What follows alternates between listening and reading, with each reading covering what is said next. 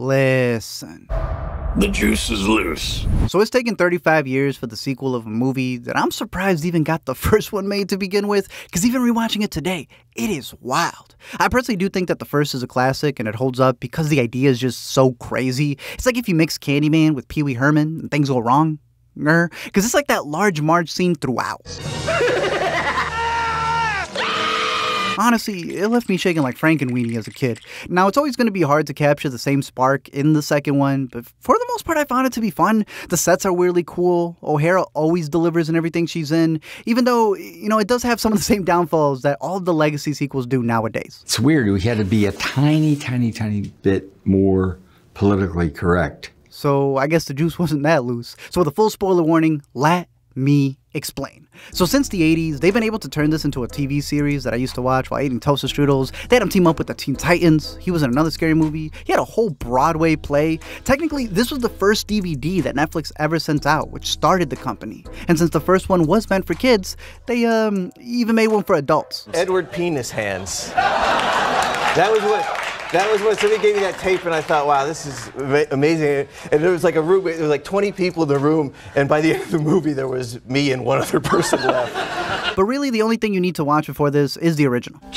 Can you give me the basics? So the first one starts by following this couple named Adam and Barbara, who live in this cute little town. Dude runs his own hardware store and builds cool miniatures. Gina is just gorgeous, but their house is so big that at one point a real estate lady comes in wanting to flip it because there's so much space, not realizing that they got it to fill it with kids that it turns out they can't have.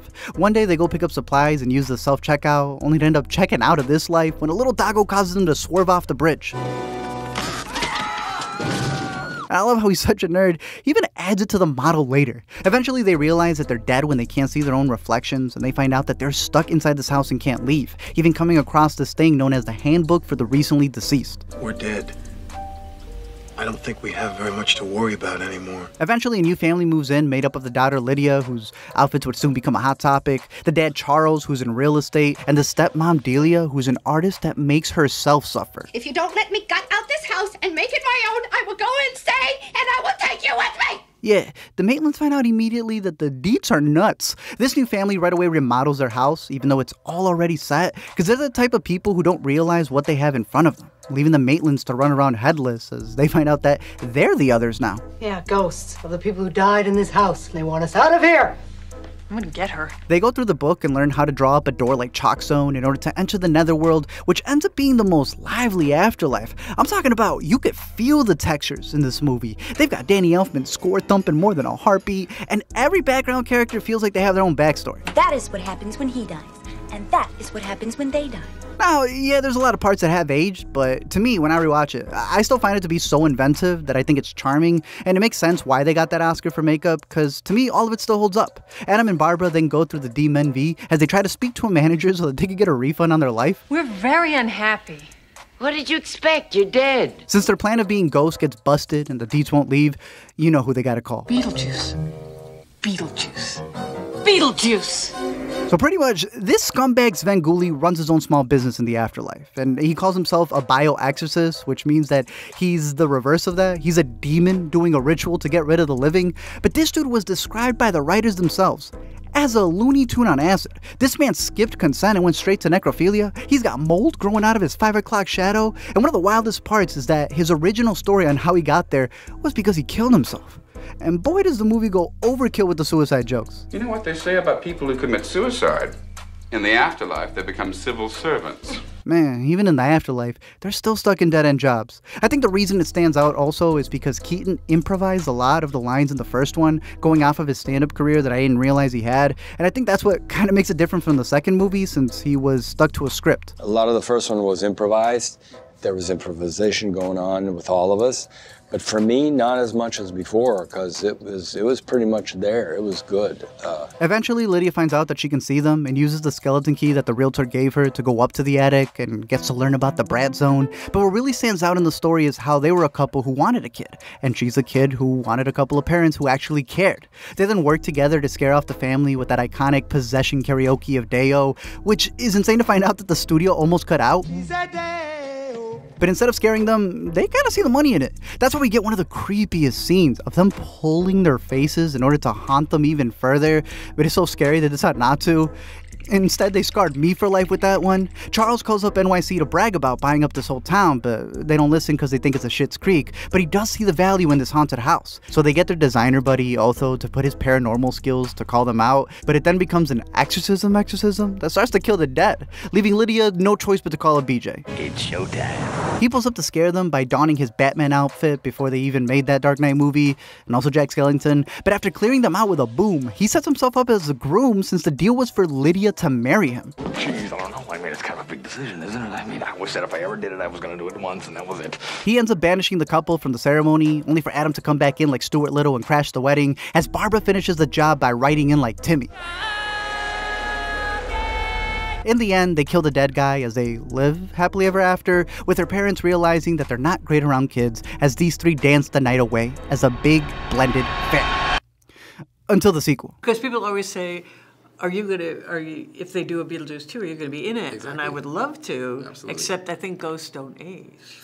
And if they don't, with Alec Baldwin and I, one of us has aged, of course, quite a bit. Damn, shots fired. So over 35 years later, the story picks up with a grown-up Lydia who still has those crinkle-cut bangs, and for whatever reason, she's got a live stage podcast. I don't know how she went from being the girl behind the camera to them forcing her in front of it, because they've got her interacting with the dead for a living. Even though she's suffering from anxiety from seeing ghosts, they've got her filming a show where she has to go see ghosts, and that's all because her producer Rory is also trying to produce her babies, forcing her to become this completely different Lydia that we know. Where's the obnoxious little goth girl who tormented me all those years ago? She then dips out to see her stepmom Delia, who has her own art show called The Human Canvas. She's got a piece named Deli Deetz, but she had to cancel it because her husband got canceled. Honestly, considering what that man did in real life, the actor, I'm surprised they didn't kill him. So the movie decides to do it instead. They recap his death through claymation so that they can separate the artist from the art, and they have him die in a plane crash after getting eaten by a shark just because he wanted to go, get this, watch birds do it.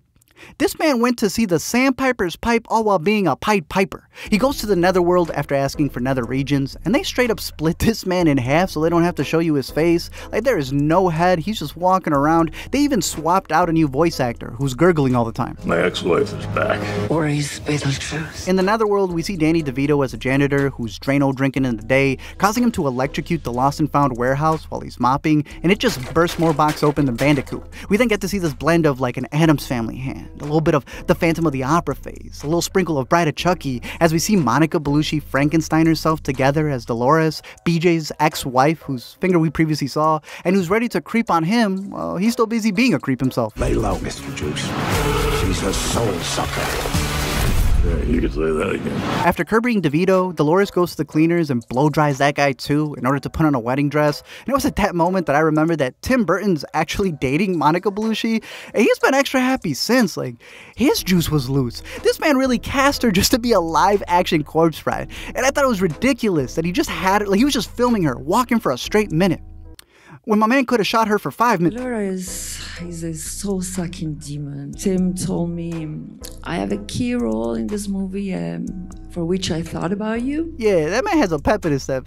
This man's on that Billy, Bob, and Jolie run. You want me to be honest with you? We in the car on the way here.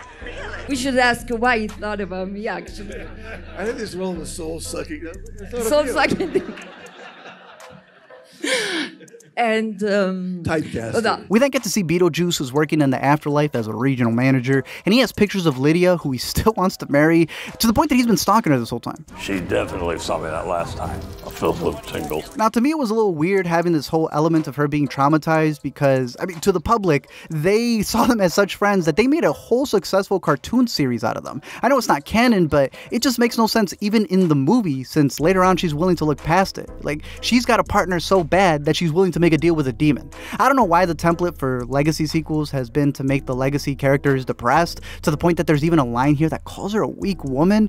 I don't know, I just thought it was so off-brand. Like they got Winona acting more confused in this movie than she was on that award stage, and I'm just starting to get trauma from all these movies forcing trauma, especially when the actress herself doesn't agree. I think certainly I never pictured Lydia either having children or in any type of relationship. I just always thought she was just probably like in her own world as she got older, just sort of like in the attic and, you know, happy, but, you know, alone. We then get to see the iconic waiting room where everyone takes a number. Joey Chestnut's just chilling in the back. But then we get to meet one of the best new characters, played by Willem Dafoe as Wolf Jackson. This is a dude in the underworld who thinks he's a private detective, but in the real world he was an actor who wanted to do all of his own stunts like Tom Cruise, then got blown up by a live grenade. And that's why half his head is missing. Recognize this post. Never seen that chick before in my life. Or afterlife. Beetlejuice then recaps his whole love story to his Beetle minions, and it's in Italian. Like, they just cut to a whole black and white flashback to homage Mario Bava, who they mention later on in the movie. It's a big deal to Burton, and I thought these were actually some of the more creative parts. Well, I know what you're thinking. When was the juice ever tied down? What kind of woman could ever keep him satisfied? Well... After meeting her during a plague, they got married, but he didn't realize that she was part of a soul-sucking death cult, you know? And she poisoned him to death, but not before he axed her. Finally, we get Jenna playing Astrid, who even got credited with the width. She's in college getting pranked by the mean girls and is playing an angstier version of Lydia, who's lost her father, someone who we actually see in this portrait back when Astrid used to get some sun. She doesn't really get along with her mother, which I think is absurd because obviously Lydia is one of the coolest characters of all time. She hates her mom for caring more about the ghost than her own daughter, to the point that her contact is reportedly, allegedly, supposedly mother. Jenna also added to her character by making her be involved with climate change. So it is funny seeing her wear these Veja sneakers that pitch themselves as being environmentally conscious. Just not conscious of my wallet, because these bad boys run for $200 a piece, meaning she's in the same league as the girls making fun of her. When you're all driving carpool and banging your Pilates instructors to fill the empty voids in your life, we'll see who gets the last laugh. That's why her grandma makes fun of her for being a rich girl that gets everything but still complains, because I guess it runs in the family. Like, they have the Deetz Art Center on campus with the sculptures from the first movie as Easter eggs. She's got the principal's Deetz. Delia's even the one who's funding her protests. That's why she pulls up to the dorms and protests her own granddaughter. Astrid! Stop torturing your mother! Can you stop being a freak for like 1 second? The three of them then return to the original house that was recreated in the exact same town, and they hold the funeral for Charles and even give him a shark tombstone to represent the predator that he was. But they do this rendition of Banana Boat with a choir, and it was kind of a nice callback to Glenn Shadix, who had played Otho, who got that song played for him when he had passed away. Can't believe Grandpa's dead. Death is hard. Yeah, sometimes I think life is harder. Astrid mentions her dad dying in an accident and is upset that Lydia can't see the ghosts that do matter, something that they also just find loopholes for, like even writing out Alec Baldwin and Gina Davis, which was just so corny. God, this book is so stupid. I can't understand anything in it. Delia's also decided to turn the entire thing into an art exhibition, which she calls a multimedia manifesto titled The Art of Sorrow Unpacked. Like, this lady even put a black veil over the entire house. I'm telling you, O'Hara, out of everybody, is the best one to have come back, and I'll fight you till the afterlife on that one. What? Why? We then see the realtor for the first one, which is little Jane, now all grown up. And she has an Asian daughter, because Burton had said some comments in 2016. Healthy and non-triggering. Rory then hijacks the funeral and proposes before the soul has even settled, and he's so pushy he takes her, I guess, as a said yes. If you ever need to process any of your emotions, I'm here for you. Emotions processed. Meanwhile, Astrid rides her eco-friendly bike into town, where we get to see the hardware and barbershop being swapped out with now retro spots, and then she crashes into her crush. My mom grew up here, that old house on the hill.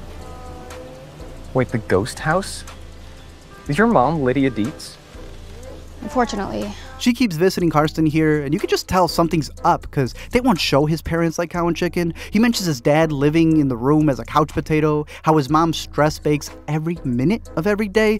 Plus, this whole room is stuck in the 90s. Pain and suffering are always inevitable. Where have you been all my life? Not born yet? She opens up about her dad dying in the Amazon when he was researching things that made her environmentally friendly, which you can tell because it's in her wallpaper. Ghosts aren't real. Only gullible people believe that kind of crap. Ew. By this point, Lydia and Delia connect since Grandma sees her show as kind of selling out, so they're on the same plane. Plus, they're both not raising angsty teens, but it's Justin Theroux, who was way too good as Rory, and I think also got too much screen time. Like, this guy still uses his dead grandpa card for sympathy when he passed 40 years ago. I really think that you need to cut Heath a little bit of slack, okay? Because his aunt just died 3 years ago, and he really needs new headshots, and he's just going through a really rough time right now, okay? She mentions meeting Rory at a survivor's retreat after his wife died in a skiing accident, reportedly. Rory even starts dressing like his girlfriend, which I thought was a nice touch throughout the movie, where he starts even wearing her clothes and mimicking her hair. Honestly, the Lydia I know, she would have used the ghost she still sees to heather him. He's so bad that when she vents to him about the trickster demon that tried to marry her, he ghostlights her and summons it himself because he's the real devil. Don't say his name. If you say his name 3 times, he will appear. But in the words of Dr. Glickman, I'm gonna give you the push you need. Beetlejuice, Beetlejuice, Beetlejuice. They then shrink into the miniature where BJ's giving them couples therapy, and this dude impregnates her and gives birth to a BJ Jr. in record time. I do not like this thing. They then do a couple of callbacks just so Lydia can call herself back home, where they then just blame it on the pills. At this point, she's ready to leave, but Astrid begs her to stay so that she can go on a date and not ghost to ghost. And even O'Hara knows better than to have her stay home alone. I sense there's an enabler here, but we'll get to that. Lydia drops her off and leaves without noticing the for sale sign as Astrid kisses a ghost and she likes it. Turns out that he's dressed up like James Dean because he is a rebel with a cause, since the twist is that he wants to swap souls without her knowing. The bit is that he died 23 years ago when he killed his parents and then fell off of a tree when the cops came and had a standoff with him, and that's why he's been trapped in this house this entire time. And he's slicker than Rory because he convinces her to go by saying she'll be able to see her dad again. The realtor eventually lets Lydia know about the murder house that she just dropped her kid off, but they've already chalk-sewn a door before she gets there. Bob, you and the boys stand guard. Nobody gets through. So now Astrid's in the afterlife. Lydia decides to make another deal with BJ in order to bring her back to life. And Delia ends her own life after getting scammed by a snake seller for this live tomb stream she was doing. Astrid and Jeremy are now waiting in the immigration line where she finds out that she's been tricked and gets sent to the Soul Train, which is supposed to take you to the beyond. Luckily, it's written that Lydia finds her right in time as they escape through the desert to face the second biggest sandworm of the year. And then they get saved by the dad just because he was working there.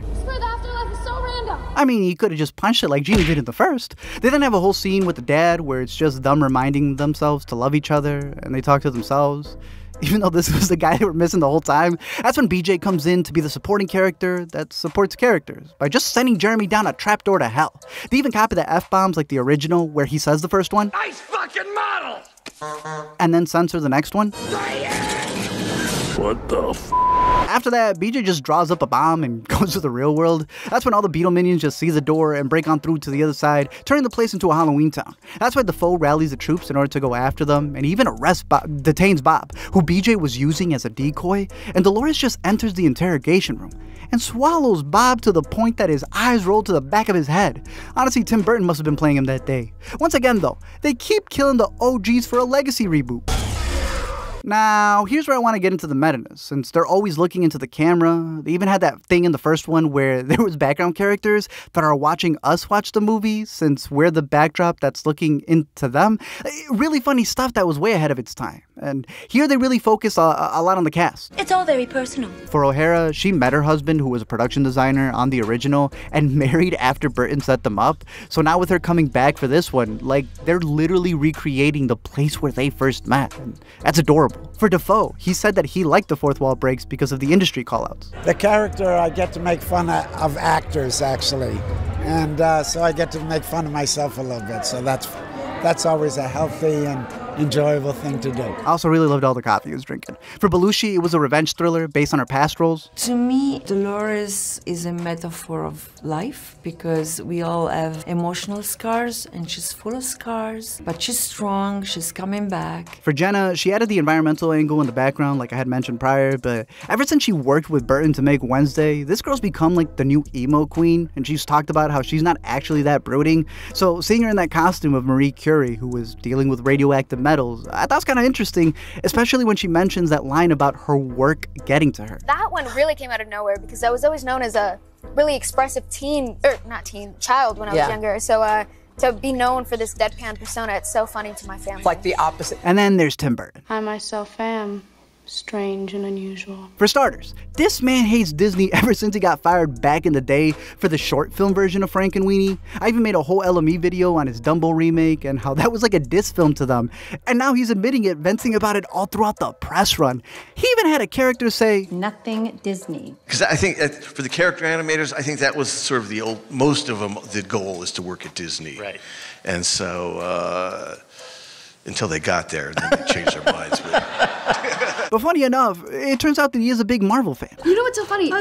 Tim always says the Avengers. He does. Yes. Whenever, like, if Michael walked into the room, and then Winona walked into the room, and then, like, Bob, a shrinker, walked into the room, he'd be like, okay, assemble Avengers, you know? But then it gets deeper, and why I think things are so different for this one, since it's really him venting about his past through this movie. He really identified with Lydia, which I didn't know that on the first one. And this is the only thing that you can do with your own knowledge of growing up, you know? It's like, what happens to you from a teenager? What are your relationships like? What are your, you know, what path do you take? Do you have children? You know what I mean? What are your children like? You know, those are the kind of things that intrigued me and gave it a realistic basis and made it very personal, and a lot of things that I can use for my own life in terms of my own strange journey. So that whole concept about being haunted by an ex who keeps coming for him is kind of hitting home. If he's Lydia and she's coerced into a relationship that was so codependent, it gave the other partner a consistent job, someone who was forced to do roles where he's haunted by the ghosts he himself has to seek out. Like BJ even talks about a mid-afterlife crisis. This movie is a sorrow experiment. Fill your guts. Who wants to go first? All right, I will. See, I'm willing to do the work. This one's from the heart. Considering that Lydia gets rescued right before the ceremony, and knowing that he also didn't tie the knot, I see this as his unmarried story. Like, for your ex to move on to a younger man and joke that she's siphoning his youth, I'm gonna let y'all connect the dots, but I went back to rewatch Corpse Bride, and dude has been venting. You lied to me! Just to get back to that other woman! Don't you understand? You're the other woman. No! Man, I'm not even gonna get into Brad Pitt being EP here, and what he shares with Justin Theroux. This is my art, and it is dangerous! We then cut to what's supposed to be the happiest day of their life as Rory sets up their wedding to be at midnight on Halloween, and this dude hired influencers with no less than 5 million followers. Thank you all for coming to this special occasion, but right now with like a little privacy. BJ then crashes the wedding like Vince Vaughn, since the deal was for them to get married after saving Astrid, just like the first one. He then gives Rory a truth serum booster, forcing him to admit he's only there for the money and that he lied about his dead fiance, and so he becomes another dead fiance. Of course, they force in another musical number with their demonic karaoke, just to mimic the first one, and also Wednesdays, but it goes on for so long that I'm glad Dolores burst in to speak and not hold her peace. 5 minutes before we shot it, it's like, oh, it looks good when you do that. This, yeah. Let's do this and this, and you know. Mostly because we know what we were doing. Do anything. Just do some moves, and you know, we're working with the choreographer, but he's like, whatever, yeah, let's, you know, he's got great ideas. And Tim's like, we're barely going to use this. We're not going to be, you know, just do whatever. Leave the takes rolling. Yeah. When you want it, you know, we just. And are you really doing the whole song?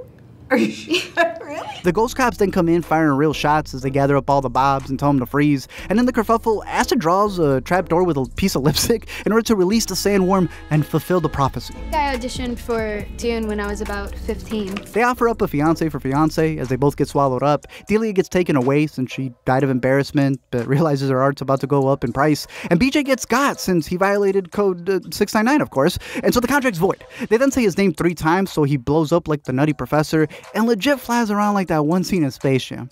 Even they knew this was too goofy. Yeah, it was rushed and it was chaotic, but it was also gave it a lot of energy and fun to make. It's not going to win any Academy Awards for special effects, but it's okay. It was still fun. In the end, Lydia cancels her Ghost Adventure show and decides to make memories with her daughter, taking her to all the places that the dad couldn't, as she flips the mantra of the first, where she found out that death happens, and now realizes that sometimes life happens too. Death is hard. Yeah, sometimes I think life is harder. Thank you all for checking out this video. I'm curious to know your thoughts down below in the comment section. I know for that ending, it feels like they're already prepping for a triple title for the next one, right? But it being a nightmare within a nightmare, I thought was kind of a nightmare because it felt so rushed. I know that they go to the Dracula castle because that's where she wanted to go, and Astrid marries that Rami Malek looking stand-in, but then having a whole scene with Astrid birthing another beetle baby, like, I don't like that thing. I know Burton admitted he was actually on a press conference where he said that he was trolling with that ending. Like, the man straight up admitted it. But hearing Winona's dream for the future, I think is even crazier. In my mind, I want them to end up together. Ask her. She'll tell you she secretly wants to marry me. Red flag, yeah. He's like endgame for me. Yeah, that 600-year age gap is just a number to them. By the way, you can call me Dad. Again, I did think it was fun, but the Legacy sequel template is becoming very obvious because we're getting like 5 of these a year. I also find it really funny when you just follow critics who hate that template for whatever IP they don't care about, but then you just find the right reskin and they'll look past the criticisms they just had for those other movies. So always goofy to see, but I do think that eventually they're gonna just name the third one the obvious triple title, but I'm gonna laugh when they keep giving Keaton less screen time because it's crazy to remember that he only had 17 minutes in the first. Some of the other things in my research was having to give a shout out to Michael McDowell because that was the dude who was really creative behind the scenes. Like, he co-wrote the original, man even helped write Nightmare Before Christmas, and just seeing all his stuff was worth learning in my research and how infatuated he was with death. Also the Soul Train thing, also looking at Timmy's past quotes, I thought it was pretty goofy putting that in there and him doing press about how he was a real big fan of Soul Train. I guess he just needed to find the right place to put him in the movie and to redline them, put him on the red line, you know? Also, shame on them for not bringing back Gina, considering that she pretty much becomes Lydia's mom. And in a movie dealing with family, you just found a loophole for her. Like, another goofy element in there, but to me, O'Hara was the best part of this movie, and she always clears. Other than that, let me know your thoughts on this movie, your idea for what a third one should be, and any other films you want me to talk about down below. Until next time. Hey, by the way, thanks for liking and subscribing.